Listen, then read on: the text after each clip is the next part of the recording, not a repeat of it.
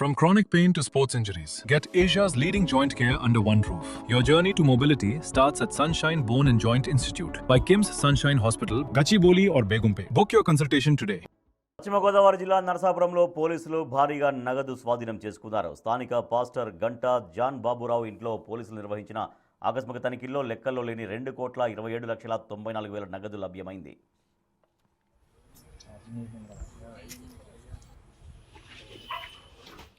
హైదరాబాద్ నుండి భారీగా అనధికారిక నగదు నరసాపురానికి తరలుతుందన్న పక్కా సమాచారంతో పోలీసులు ఈ దాడులు నిర్వహించారు.